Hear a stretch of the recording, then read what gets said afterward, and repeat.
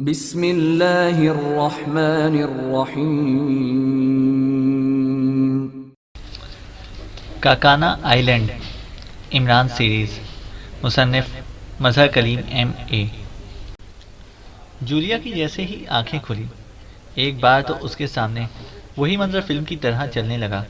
جب وہ فیلڈ گاؤں پہنچے تھے تو اچانک سر کی آواز کے ساتھ ان کے قدموں میں دھماکہ ہوا تھا، اور پھر انہیں ہوش نہ رہا تھا۔ لیکن دوسرے لمحے جب اس نے اپنے سامنے کھڑی ریکھا کو دیکھا، جس کے چہرے پر انتہائی فاخرانہ اور فاتحانہ تاثرات تھے، تو وہ بے اختیار چونک پڑی، اور اس کے ساتھ ہی اس نے گردن گھمائی، اور پھر یہ دیکھ کر وہ حیران رہ گئی کہ اس کے ساتھ کرسیوں پر 6 عورتیں روڈس میں جکڑی ہوئی بیٹھی تھیں، جن میں سے ایک یورپی قومیت کی تھی جبکہ باقی 5 پاک ایشیائی تھیں، اور دوسری طرف دیوار کے ساتھ صفدر تنویر کیپٹن شکیل اور خاور بے ہوشی کے عالم میں زنجیروں سے بندھے ہوئے تقریباً لٹکے ہوئے انداز میں کھڑے تھے۔ تمہارا نام جولیا ہے اور تم عمران کی ساتھی ہو؟ عمران کہاں ہے؟ ریکھا نے جولیا سے مخاطب ہو کر کہا۔ پہلے بتاؤ کہ یہ کون ہے؟ جولیا نے ساتھ موجود لڑکیوں کی طرف سر سے اشارہ کرتے ہوئے پوچھا۔ اچھا ٹھیک ہے، پہلے تعارف ہو جائے۔ مجھے تو تم جانتی ہی ہو، میں کافرستان کی پاور ایجنسی کی چیف ریکھا ہوں، اور یہ ہے میری اسسٹنٹ کاشی، اور میرے ساتھ جو آدمی موجود ہے اس کا نام جوشن ہے۔ تمہارے ساتھ جو لڑکی بیٹھی ہوئی ہے اس کا نام صالحہ ہے، یہ تمہارے پاکیشیا کی نئی تنظیم پنک فورس کی چیف ہے۔ اس کے ساتھ اس کی ساتھی لڑکیاں ہیں جن کا نام پوچھنے کی مجھے ضرورت محسوس نہیں ہوئی، اور آخر میں یہ جو غیر ملکی لڑکی بیٹھی ہوئی ہے اس کا نام ریگی ہے، یہ ساڈانی ہے، اور ساڈان کی خفیہ ایجنسی ریگی گروپ کی چیف ہے، اور تمہارے ساتھی وہ زنجیروں سے بندھے کھڑے ہیں۔ ان کے بارے میں تو تم جانتے ہی ہو۔ اب تو مکمل تعارف ہو گیا نا؟ اب بتاؤ کہ عمران کہاں ہے؟ ریکھا نے بڑے تنزیہ مگر انتہائی فاخرانہ لہجے میں بات کرتے ہوئے کہا۔ یہ سب تمہارے ہاتھ کیسے لگ گئے؟ جولیا نے ایک بار پھر اس کے سوال کا جواب دینے کی بجائے نیا سوال کرتے ہوئے کہا۔ اوہ، تو تم تمام حالات جاننا چاہتی ہو؟ اچھا ہوتا کہ میں کراؤن کو کال کرنے سے پہلے تمہیں ہوش میں لے آتی۔ ویسے میرا ارادہ تو نہ تھا تم لوگوں کو ہوش میں لانے کا، میں نے تو یہی فیصلہ کیا تھا کہ تمہیں اور تمہارے ساتھیوں کو بے ہوشی کے دوران ہی گولیوں سے اڑا دوں، لیکن کراؤن نے مجھے منع کر دیا۔ اس طرح تمہیں 4-5 گھنٹوں کی مزید زندہ رہنے کی مہلت مل گئی، ریکھا نے جواب دیا۔ اس کا مطلب ہے کہ عمران کی پلاننگ 100% کامیاب رہی، جولیا نے بڑبڑاتے ہوئے کہا۔ اس کا انداز ایسا تھا جیسے وہ اچانک لاشعوری طور پر بول پڑی ہو، حالانکہ اسے جان بوجھ کر یہ فکرہ اس انداز میں کہا تھا، کیونکہ تمام حالات جان لینے کے بعد اب بہرحال اسے اس قید سے آزادی کے بارے میں کچھ تو کرنا ہی تھا۔ کیا کہہ رہی ہو؟ کیسی پلاننگ؟ ریکھا نے بے اختیار چونک کر کہا، تو جولیا بڑے طنزیہ انداز میں مسکرا دی۔ تو تمہارا کیا خیال تھا کہ ہم لوگ احمقوں کی طرح منہ اٹھائے یہاں اس لیے چلے آئے ہیں کہ تم ہمیں پکڑ کر بے بس کر دو؟ نہیں مس ریکھا، ایسا نہیں ہے۔ تم جانتی تو ہو عمران کو، وہ ایسی ترکیبیں سوچتا ہے کہ آدمی کی عقل حیران رہ جاتی ہے۔ اب وہ کسی بھی لمحے تم پر عقاب کی طرح جھپٹ پڑے گا، جولیا نے منہ بناتے ہوئے کہا۔ اب تم بتاؤ گی کہ کیا پلاننگ ہے؟ ریکھا نے آگے بڑھ کر غصیلے لہجے میں کہا۔ جب تم عمران کو جانتی ہو تو پھر ایسے سوال کیوں کرتی ہو؟ وہ اپنی پلاننگ اپنے ذہن تک ہی محدود رکھتا ہے، ہمیں تو وہ بس مہروں کی طرح چلاتا رہتا ہے، جولیا نے منہ بناتے ہوئے جواب دیا۔ اس کا مطلب ہے کہ کراؤن کے یہاں پہنچنے تک مجھے خود باہر کی نگرانی کرنی ہوگی، ریکھا نے کہا، اور پھر وہ اپنے ساتھی جوشن سے مخاطب ہو گئی۔ جوشن، تم یہیں رہو گے، یہ لوگ خطرناک ایجنٹ ہیں، ہو سکتا ہے کہ یہ کوئی شرارت کرنے کی کوشش کریں، تو میری طرف سے اجازت ہے کہ تم شرارت کرنے والے کو چاہے وہ کوئی بھی ہو گولیوں سے اڑا سکتے ہو۔ میں کاشی کے ساتھ باہر کی نگرانی کروں گی۔ یہ عمران واقعی افریت ہے، ایسا نہ ہو کہ وہ اچانک کسی بلا کی طرح ہم پر جھپٹ پڑے، مجھے اس بارے میں خصوصی انتظامات کرنے پڑیں گے، ریکھا نے کہا۔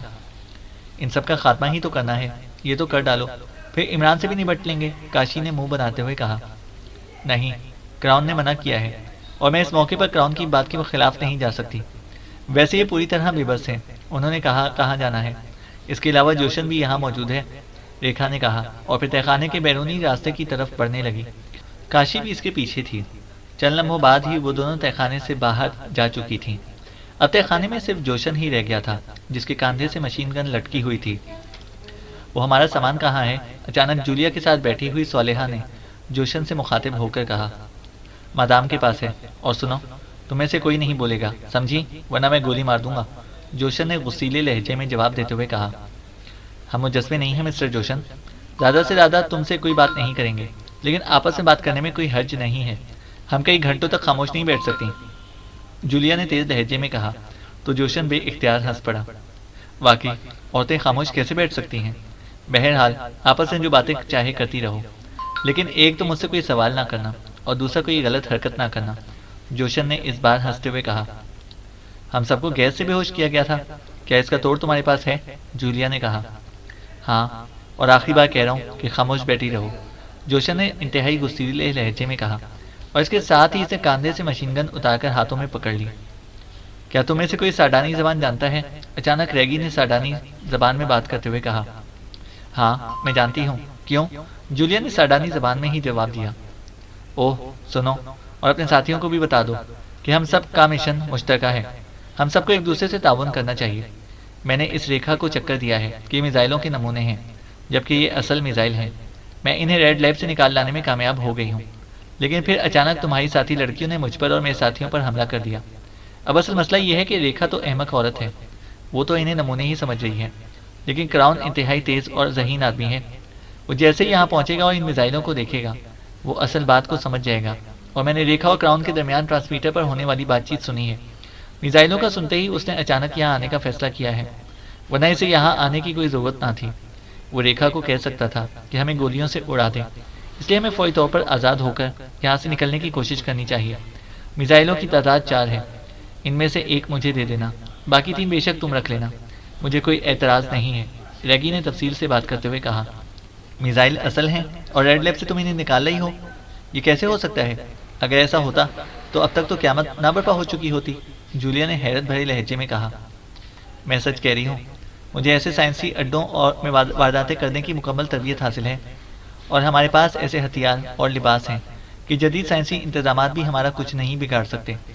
ہمارے مخبروں نے یہ اطلاع ہمیں مہیا کر دی تھی کہ ایک راستہ ایسا ہے جسے اسپیشل وے کہا جاتا ہے اور جو بند ہے، اور اس پر انتہائی سخت حفاظتی انتظامات ہیں، لیکن یہ راستہ ایسا ہے کہ براہ راست اسٹور تک جاتا ہے۔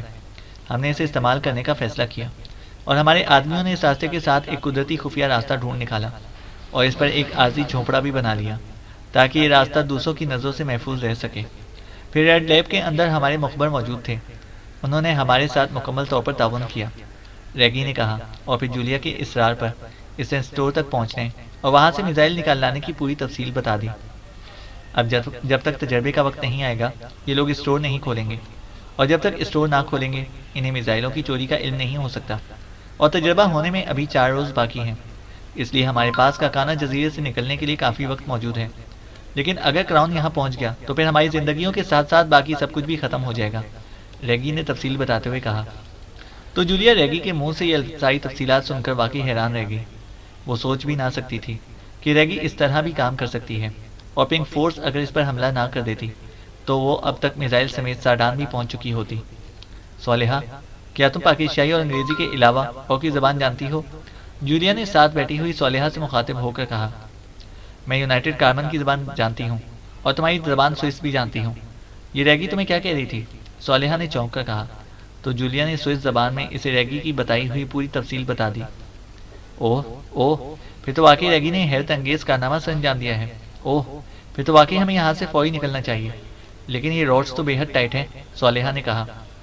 مسئلہ اس جوشن کا ہے، بہرحال میں کچھ سوچتی ہوں، جولیا نے کہا، اور اس کے ساتھ ہی وہ جوشن سے مخاطب ہو گئی۔ مسٹر جوشن، کیا تم مجھے پانی کا گلاس نہیں پلا سکتے؟ جولیا نے جوشن سے مخاطب ہو کر کہا۔ یہ تم نے اجنبی زبانوں میں بات کر کے کوئی نئی پلاننگ بنا لی ہے۔ ایک بات بتا دوں، یہاں تمہاری پلاننگ کامیاب نہیں ہو سکتی، جوشن نے منہ بناتے ہوئے کہا۔ ان راڈز والی کرسیوں سے آزادی تو ناممکن ہے، اس لیے پلاننگ کیا ہو سکتی ہے؟ ہم تو ایک دوسرے سے باتیں کر کے وقت گزار رہی ہیں، لیکن کیا تم واقعی اس قدر بزدل ہو کہ بے بس عورتوں سے بھی ڈرتے ہو اور پانی کا گلاس تک نہیں پلا سکتے؟ جولیا نے کہا۔ میں اور تم سے ڈروں گا؟ ہوں، ٹھیک ہے، میں لے کر آتا ہوں پانی، جوشن نے کہا، اور مشین گن کاندھے سے لٹکا کر وہ بیرونی دروازے کی طرف بڑھ گیا اور چند لمحوں بعد نظروں سے غائب ہو گیا۔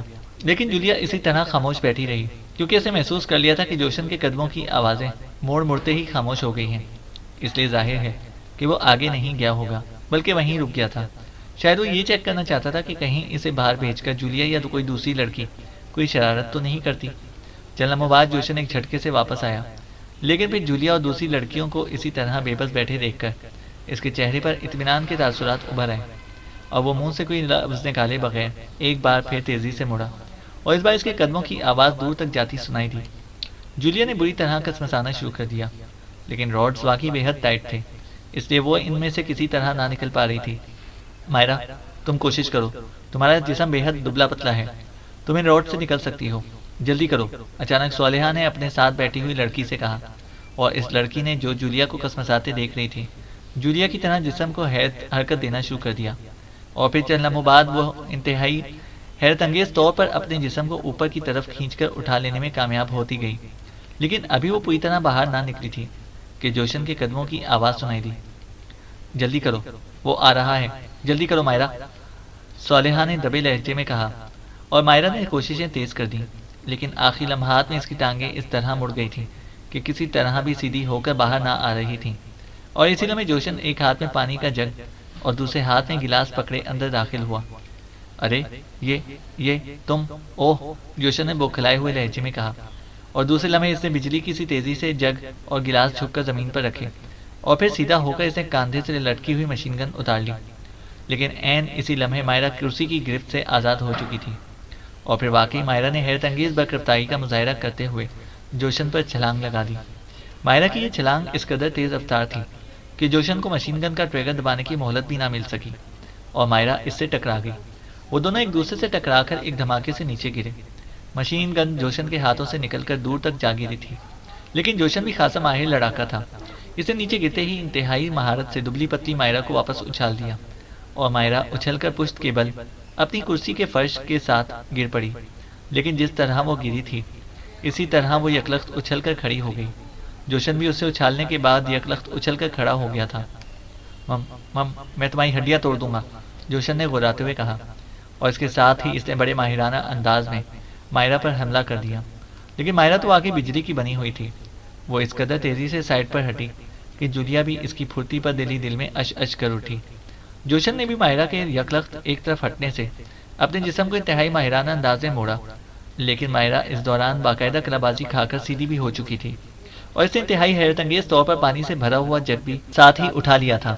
دوسرے لمحے اس نے جگ میں موجود پانی مڑتے ہوئے جوشن کے منہ پر زور سے پھینکا، تو جوشن بے اختیار چیختا ہوا پیچھے کی طرف ہٹنے پر مجبور ہو گیا۔ اس کی دونوں آنکھیں پانی کی ضرب لگنے سے بے اختیار بند ہو گئی تھی، اور لاشعوری طور پر جوشن نے اپنے دونوں ہاتھ آنکھوں پر رکھے ہی تھے کہ مائرا نے اپنی برکرفتاری قائم رکھتے ہوئے پوری قوت سے جگ اس کے سر پر دے مارا، اور جوشن چیخ مار کر نیچے گرا۔ اسے اٹھنے کی کوشش کی ہی تھی کہ مائرا کی لات حرکت میں آئی، اور جوشن اس کے جوتے کی ضرب کھا کر چیختا ہوا دوبارہ نیچے گرا۔ پھر تو جیسے مائرا کی لات میں کوئی آٹومیٹک مشین سی فٹ ہو گئی۔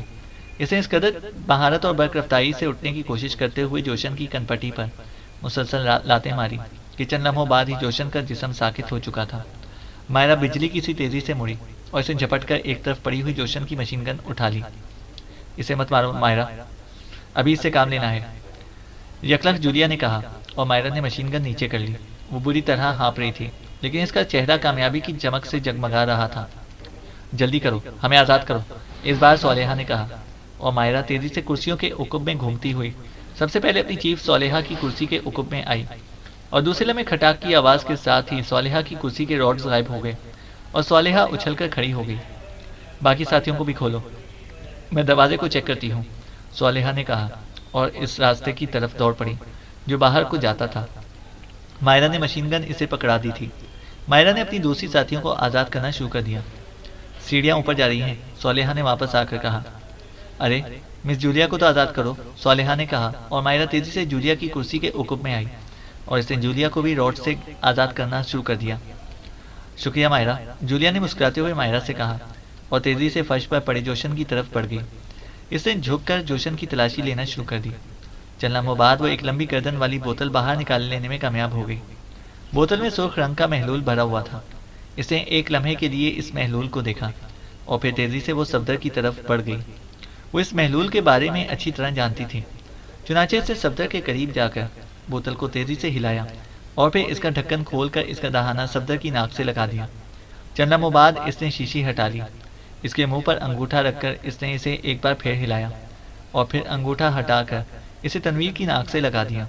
اسی طرح اس نے چند ہی منٹ میں کیپٹن شکیل اور خاور کو بھی شیشے کے محلول سے بننے والی گیس سنگھا دی۔ اسی لمحے صفدر ہوش میں آنے لگ گیا۔ ارے مس ریگی کو تم نے کھولا نہیں؟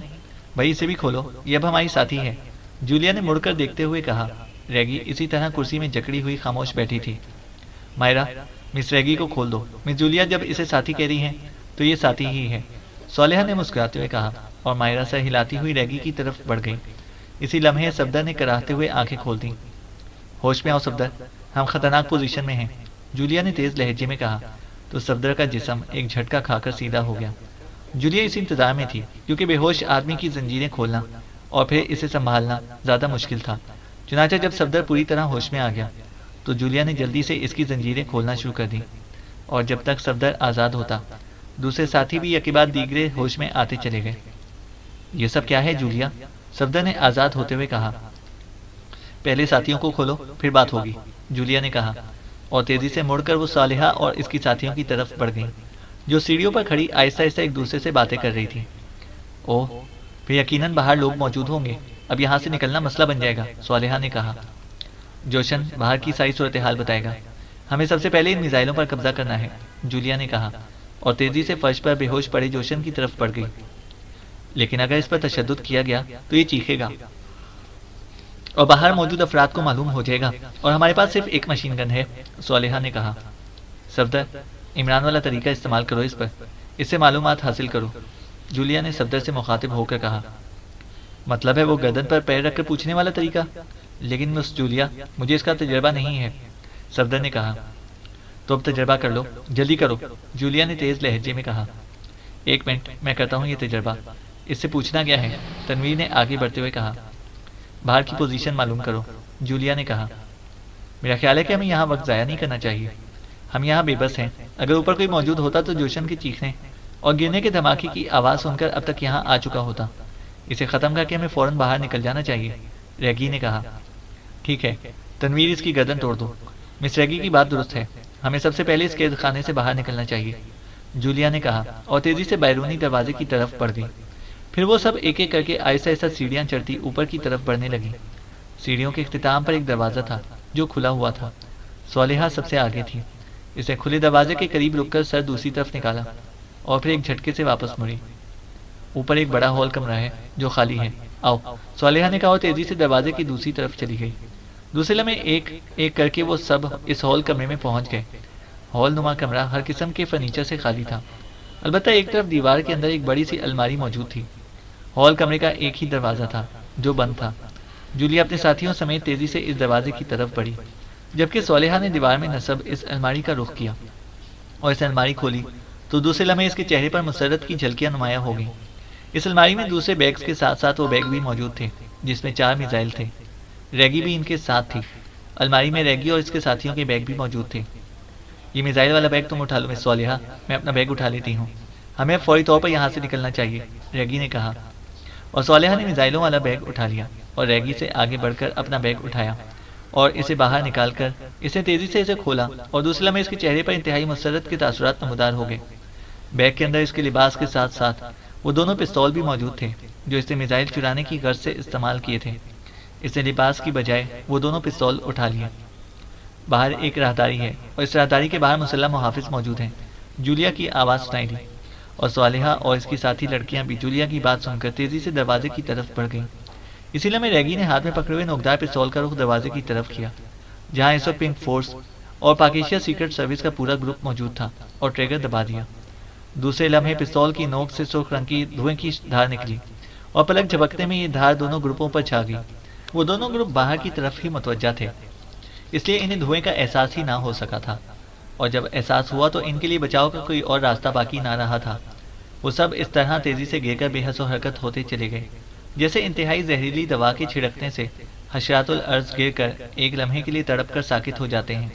دھواں تیزی سے سارے ہال میں پھیلتا چلا گیا۔ ریگی نے سانس روک رکھا تھا، وہ تیزی سے آگے بڑھی اور اس نے صالحہ کے ہاتھ سے وہ بیگ جھپٹ لیا جس میں میزائل موجود تھے، اور پھر وہ واپس مڑی، اس کے ساتھ ہی اس نے اپنے والا بیگ جس میں اب صرف لباس موجود تھا اٹھایا اور پھر دوڑتی ہوئی سیڑھیوں کی طرف بڑھ گئی جو نیچے تہہ خانے میں جاتی تھیں۔ سانس اس نے روکا ہوا تھا۔ نیچے پہنچ کر اس نے پہلے تو میزائلوں والے بیگ کو اپنی پشت پر باندھا اور پھر دوسرے بیگ سے لباس نکال کر انتہائی برکرفتاری سے پہننا شروع کر دیا۔ مسلسل سانس روکنے کی وجہ سے اب اس کا چہرہ سرخ سے عنابی ہو گیا تھا اور آنکھیں تقریباً پھٹنے کے قریب تھیں، لیکن اس نے پھر بھی اپنا سانس روک رکھا تھا۔ لباس پہننے کے بعد اس نے بے اختیار زور زور سے سانس لینا شروع کر دیا اور اس کا بگڑا ہوا چہرہ تیزی سے نارمل ہوتا چلا گیا۔ جب وہ پوری طرح نارمل ہو گئی تو اس کے چہرے پر بے اختیار مسکراہٹ سی دوڑ گئی اور اب وہ پورے اطمینان سے چلتی ہوئی سیڑھیوں پر چڑھ کر دوبارہ اوپر والے کمرے میں پہنچ گئی۔ تم پسماندہ ملکوں کے ایجنٹ، تم ہوتے ہی احمق ہو۔ میں نے صرف اس لیے تمہیں جان سے نہیں مارا کہ تم نے میرے ساتھ تعاون کیا تھا، ریگی نے بڑبڑاتے ہوئے کہا، اور پھر اس نے جھک کر صالحہ کے ہاتھ میں پکڑی ہوئی مشین گن جھپٹ لی۔ نوکدار اور چپٹی نال والا پستول دونوں کو اس نے میزائل والے بیگ میں پہلے ہی ڈال دیا تھا۔ اب اس کے ہاتھوں میں صرف مشین گن تھی۔ مشین گن پکڑے ہوئے وہ تیزی سے اس راہداری میں آگے بڑھتی چلی گئی۔ راہداری کے آخر سرے پر پہنچ کر وہ ایک لمحے کے لیے رک گئی۔ اس نے آہستہ سے سر باہر نکالا اور پھر سر پر چڑھے ہوئے شیشے کے جار میں سے اس نے ادھر ادھر کا جائزہ لیا۔ دوسرے لمحے وہ اطمینان سے برآمدے میں پہنچ گئی۔ برآمدے میں 4 مسلح افراد موجود تھے۔ ارے یہ کیا، یہ کون ہے؟ اچانک ان چاروں نے مڑ کر ریگی کی طرف دیکھتے ہوئے کہا، اور دوسرے لمحے ان میں سے ایک نے ریگی پر مشین گن کا فائر کھول دیا۔ ہاں ہاں ہاں، تم پسماندہ ملکوں کے لوگ حقیر کیڑے، تم ریگی کا مقابلہ کر سکتے ہو، ریگی نے کہکا مارتے ہوئے کہا، کیونکہ مشین گن سے نکلنے والی گولیاں اس کے لباس کے قریب پہنچ کر خود بخود سائڈ پر مڑ جاتی تھیں۔ اس کے ساتھ ہی اس نے مشین گن سیدھی کی اور پھر اس کی مشین گن کی آواز بھی ان چاروں کی مشین گنوں کی آواز میں شامل ہو گئی۔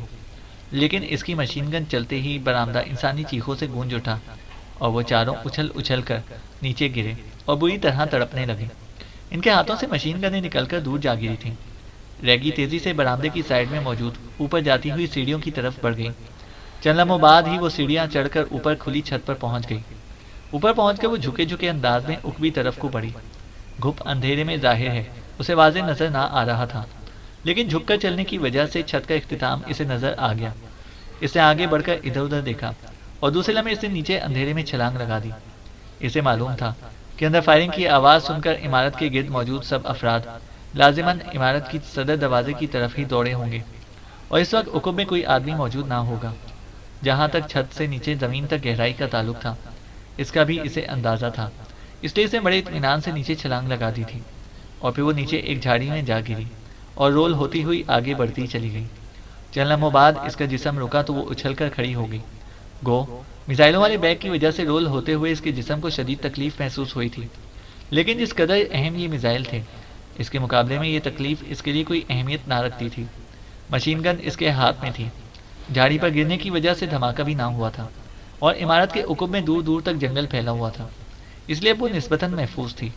وہ اٹھ کر تیزی سے چلتی ہوئی آگے نسبتاً گھنے جنگل کی طرف بڑھتی چلی گئی۔ بھاری اور بوجھل لباس کی وجہ سے اسے تیز چلنے میں کافی دقت ہو رہی تھی، اس لیے گھنے جنگل میں پہنچتے ہی اس نے تیزی سے لباس اتارنا شروع کر دیا۔ چند لمحوں بعد اس نے لباس اتار کر اسے سمیٹا اور پھر اسے اپنی کمر کے گرد رسی کی طرح باندھ لیا۔ وہ اس انتہائی قیمتی اور کارآمد لباس کو ضائع نہ کرنا چاہتی تھی۔ لباس کو کمر سے باندھ کر وہ تیزی سے آگے بڑھتی چلی گئی۔ اب اس کی رفتار پہلے کی نسبت کافی تیز تھی۔ اسے معلوم تھا کہ وہ جتنی دور نکل جائے گی اتنی ہی محفوظ رہے گی۔ چونکہ اس کا رخ گاؤں کی ایک مخالف سمت میں تھا، اس لیے اسے معلوم تھا کہ وہ جلد ہی اتنے فاصلے پر پہنچ جائے گی کہ پھر کسی کے لیے بھی اسے تلاش کرنا ناممکن ہو جائے گا، اور تقریباً 1 گھنٹے تک مسلسل اور تیز رفتاری سے دوڑنے کی وجہ سے اب اس کا سانس بری طرح پھول گیا تھا، اور چونکہ وہ فیلڈ گاؤں سے اب کافی دور آ چکی تھی، اس لیے وہ درختوں کے ایک جھنڈ میں لیٹ کر زور زور سے سانس لینے لگی۔ اس کا پورا جسم پسینے میں بھیگ گیا تھا، لیکن وہ مطمئن تھی کہ وہ نہ صرف دشمنوں کے نرغے سے نکل آنے میں کامیاب ہو گئی ہے، بلکہ وہ RBM میزائل بھی لے کر آنے میں کامیاب ہو گئی ہے۔ لیکن اصل مسئلہ اب اس کے لیے یہ تھا کہ اسے معلوم نہ تھا کہ وہ اس وقت کہاں ہے اور شہری آبادی وہاں سے کتنی دور ہے، اور ظاہر ہے رات کے گھپ اندھیرے میں اسے یہ سب کچھ معلوم نہ ہو سکتا تھا۔ لیکن اتنا وہ جانتی تھی کہ اگر وہ مسلسل چلتی رہی تو بہرحال وہ کسی ایسی جگہ ضرور پہنچ جائے گی جہاں سے وہ شہری آبادی کا رخ کر سکے۔ چنانچہ کچھ دیر تک لیٹے رہنے کے بعد جب اس کا سانس نارمل ہوا تو وہ ایک بار پھر اٹھی اور ساتھ پڑی ہوئی مشین گن اٹھا کر آگے بڑھنے لگی۔ لیکن اب وہ دوڑ نہ رہی تھی بلکہ چل رہی تھی، لیکن بہرحال اس کی رفتار قدرے تیز تھی۔ کچھ دور آنے کے بعد وہ اچانک ٹھٹک گئی۔ اسے دور گھپ اندھیرے میں روشنی چمکتی ہوئی دکھائی دی تھی، لیکن یہ روشنی صرف ایک بار ہی چمکی تھی۔ وہ کچھ دیر کھڑی اس طرف دیکھتی رہی، پھر دوسرے لمحے اس نے مشین گن گھاس پر رکھی اور ساتھ ہی موجود ایک اونچے درخت پر چڑھنے لگی۔ کافی اوپر جانے کے بعد وہ رکی اور دوسرے لمحے اس کے منہ سے بے اختیار ایک طویل سانس نکل گیا۔ اب اسے دوبارہ روشنی نظر آنے لگ گئی تھی۔ بلندی پر ہونے کی وجہ سے اس نے چیک کر لیا تھا کہ یہ روشنی کسی جھونپڑے کے دروازے سے نکل کر باہر آ رہی تھی۔ شاید پہلے یہ روشنی باہر نکالی گئی تھی، پھر واپس اندر لے کر جائی گئی تھی، اس لیے بعد میں اسے نظر نہ آئی تھی۔ اندھیرے میں اسے جھونپڑے کی سمت کا اچھی طرح جائزہ لیا اور پھر درخت سے اتر کر اس نے مشین گن اٹھائی اور جھونپڑے کی طرف روانہ ہو گئی۔ تقریباً نصف گھنٹے تک چلنے کے بعد وہ اس جھونپڑے کے قریب پہنچ گئی اور اب اس کے چہرے پر حیرت کے تاثرات ابھر آئے تھے، کیونکہ جھونپڑے کے باہر ایک نئے ماڈل کی جیپ موجود تھی، لیکن چونکہ اس کے اندر یا باہر کوئی لائٹ نہ جل رہی تھی، اس لیے وہ اندھیرے کا جز بنی ہوئی تھی۔ البتہ اب قریب پہنچ کر وہ اسے دیکھ سکتی تھی۔ جیپ کو دیکھ کر اسے اندازہ ہو گیا کہ جھونپڑے میں ایک سے زیادہ افراد ہو سکتے ہیں، اس لیے ہاتھ میں مشین گن پکڑے وہ احتیاط بھرے انداز میں قدم بڑھاتی جھونپڑے کے دروازے کی طرف بڑھی۔ دروازہ بند تھا، لیکن اس کی درزوں سے روشنی باہر آ رہی تھی۔ ریگی نے درد سے آنکھ لگا دی اور جھونپڑے کا ایک حصہ اسے نظر آنے لگا۔ وہاں ایک مخصوص ساخت کی رائفل اور 10 کے قریب مردہ جنگلی خرگوشوں کے جسم پڑے ہوئے نظر آ رہے تھے۔ اندر خاموشی تھی۔ وہ آہستہ سے آگے بڑھی اور دروازے کی دوسری طرف چلی گئی۔ یہاں بھی ایک درز تھی، لیکن یہ پہلی درز سے نسبتاً زیادہ باریک تھی۔ اس سے آنکھ لگا دی تو اس بار اسے جھونپڑے کا دوسرا حصہ بھی نظر آنے لگا۔ یہاں بستر بچھا ہوا تھا اور بستر پر ایک ادھیڑ عمر آدمی جس کی سفید مونچھیں تھیں لیٹا ہوا تھا۔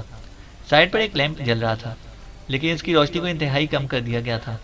اس ادھیڑ عمر آدمی کی آنکھیں بند تھیں اور وہ اطمینان سے سویا ہوا تھا یا سونے کی کوشش کر رہا تھا۔ ریگی چند لمحے کھڑی سوچتی رہی۔ ایک بار تو اس کے ذہن میں آیا کہ وہ چپٹی نال والے پستول سے اس کا خاتمہ کر دے اور دروازہ توڑ کر اندر داخل ہو جائے، لیکن پھر اس نے ارادہ بدل دیا، کیونکہ اس وقت اس کا سب سے زیادہ مسئلہ سمتوں کا تھا۔ اسے شہری آبادی کی سمت کا علم نہ تھا اور وہ یہ نہ چاہتی تھی کہ جیپ حاصل کر کے وہ اسے چلاتی ہوئی کہیں دوبارہ فیلڈ گاؤں کی طرف ہی نہ پہنچ جائے۔ اس طرح وہ دوبارہ پکڑی جا سکتی تھی۔ چنانچہ وہ پیچھے ہٹی اور پھر اس نے دروازے پر ہاتھ میں پکڑی ہوئی مشین گن کی نال کو آہستہ سے مارا۔ کون ہے باہر؟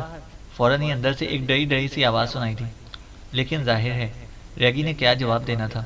البتہ اس نے مشین گن کو دیوار کے ساتھ جان بوجھ کر اس طرح رکھا کہ ہلکی سی آواز پیدا ہو جائے، اور پھر وہ پیچھے ہٹتی چلی گئی تاکہ اندر موجود آدمی درز میں سے اسے چیک نہ کر سکے۔ کون ہے باہر؟ کون ہے؟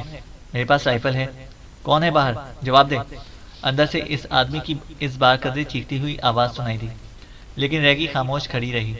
وہ آدمی کچھ دیر تک تو آوازیں دیتا رہا، پھر خاموشی طاری ہو گئی۔ البتہ اندر روشنی پہلے کی نسبت تیز ہو گئی تھی۔ چند لمحوں بعد دروازہ کھلنے کی آواز سی سنائی دی اور ریگی کا جسم تن گیا، اور پھر دروازہ ایک دھماکے سے کھلا اور ہاتھ میں رائفل پکڑے وہ آدمی یکلخت باہر اچھل کر آیا۔ پھر اس سے پہلے کہ وہ سنبھلتا، ریگی نے اس پر چھلانگ لگا دی۔ اس آدمی کے حلق سے چیخ نکلی۔ اس نے تیزی سے مڑنے اور سنبھلنے کی کوشش کی، لیکن ریگی اسے گھسیٹتی ہوئی جھونپڑے کی دیوار تک لے گئی اور پھر اس نے انتہائی برق رفتاری سے اسے اٹھا کر زمین پر پٹک دیا۔ اس آدمی کے حلق سے ایک تیز چیخ نکلی۔ اس کا جسم کئی بار سمٹا اور پھیلا ہوا اور پھر ساکت ہو گیا۔ ریگی نے بڑے ماہرانہ انداز میں اسے اس انداز میں پٹکا تھا کہ اس کی گردن میں بل پڑ گیا تھا، اور اس بل کی بدولت اس کا سانس رک گیا تھا اور وہ بے ہوش ہو گیا تھا۔ ریگی جلدی سے آگے بڑھی اور اس نے جھک کر ایک ہاتھ سے اس کا سر اور دوسرے ہاتھ سے اس کا کاندھا پکڑا، اور پھر سر والے ایک ہاتھ کو اس نے مخصوص انداز میں جھٹکا دیا، اور اس کے ساتھ ہی وہ سیدھی ہو گئی۔ اب وہ آدمی سانس لینے لگ گیا تھا۔ ریگی کو معلوم تھا کہ اگر فوری طور پر اس کی گردن میں آنے والا یہ مخصوص بل سیدھا نہ ہوا تو چند لمحوں بعد ہی اس کی موت واقع ہو جائے گی، اس لیے اسے زندہ رکھنے کے لیے اس نے فوری کارروائی کی تھی۔ پھر اسے جھک کر اسے بازو سے پکڑا اور گھسیٹتی ہوئی جھونپڑے کے اندر لے گئی۔ اندر اسے لٹا کر اس نے ادھر ادھر دیکھا اور دوسرے لمحے اس کی آنکھیں چمک اٹھیں۔ شکار کیے گئے خرگوشوں کے ساتھ ہی نائلون کی رسی کا ایک بنڈل موجود تھا۔ اسے بنڈل اٹھایا اور اسے کھول کر اس نے سب سے پہلے اس آدمی کو منہ کے بل الٹا کیا، اور پھر اس کے دونوں ہاتھ عقب میں کر کے رسی سے اچھی طرح باندھ دیے۔ پھر باقی ماندہ رسی سے اس کے پیر باندھے اور اسے سیدھا کر کے اسے گھسیٹ کر اسے جھونپڑے کی دیوار کے ساتھ بٹھا دیا۔ چونکہ وہ بے ہوش تھا اس لیے وہ بیٹھ نہ سکا تھا، بلکہ سائڈ میں گر گیا تھا۔ ریگی مڑی اور باہر آ کر اس نے اس کی رائفل اور اپنی مشین گن اٹھائی اور دوبارہ جھونپڑے میں آ گئی۔ شکار کیے گئے خرگوشوں کے ساتھ ہی ایک تیز شکاری چاقو بھی پڑا ہوا تھا۔ وہ اطمینان سے اس آدمی کے سامنے بیٹھ گئی اور پھر اس نے اس آدمی کے چہرے پر تھپڑ مارنے شروع کر دیے۔ تیسرے تھپڑ پر اس آدمی کے منہ سے چیخ نکلی اور اس کے ساتھ ہی اس نے آنکھیں کھول دیں، اور ریگی نے اسے بازو سے پکڑ کر سیدھا کر دیا۔ اب چونکہ وہ ہوش میں تھا اس لیے پہلو کے بل نہ گرا۔ ریگی نے شکاری چاقو اٹھا کر ہاتھ میں پکڑ لیا۔ تم کون ہو؟ تم عورت ہو اور یہاں یہ سب کیا ہے؟ اس آدمی نے انتہائی خوفزدہ لہجے میں کہا۔ سنو، میں تمہیں ہلاک نہیں کرنا چاہتی، صرف تم سے چند معلومات حاصل کرنی ہے۔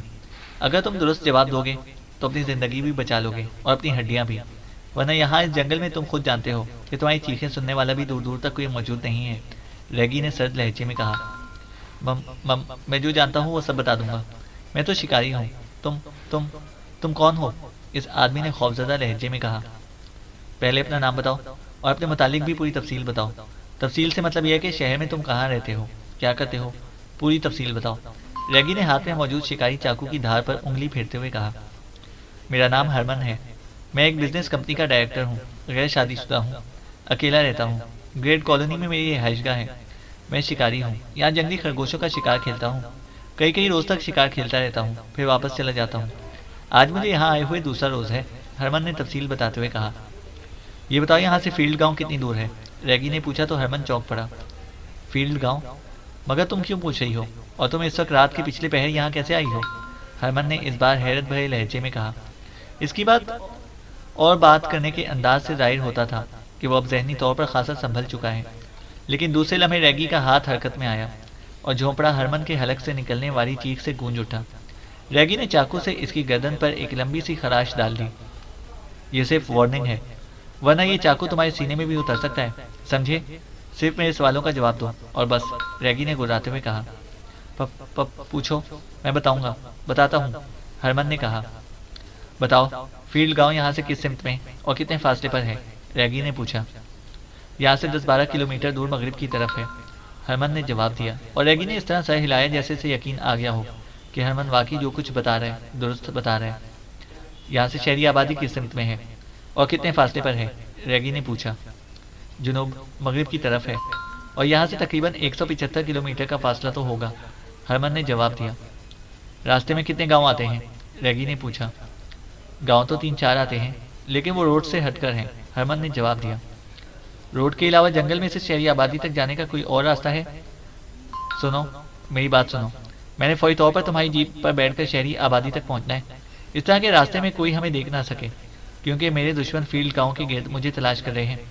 اگر تم اپنی زندگی بچانا چاہتے ہو تو میں تمہیں ساتھ لیتی ہوں، شہر پہنچ کر تمہیں آزاد کر دوں گی، ورنہ دوسری صورت میں تمہیں یہاں ہلاک کر کے میں تمہاری جیپ لے کر خود چلی جاؤں گی۔ ریگی نے کہا۔ میں تمہارے ساتھ چلنے کے لیے تیار ہوں، میں یہاں کے چپے چپے سے واقف ہوں، میں تمہیں ایسے راستے سے لے جاؤں گا کہ تمہیں کوئی دیکھ بھی نہ سکے گا، ہرمن نے جلدی سے جواب دیتے ہوئے کہا۔ اچھی طرح سوچ لو، اگر تم نے راستے میں کوئی شرارت کرنے کی کوشش کی تو پھر ایک لمحے میں جان سے ہاتھ دھو بیٹھو گے، ریگی نے سرد لہجے میں کہا۔ مجھے کیا ضرورت ہے شرارت کرنے کی؟ ہرمن نے جواب دیا۔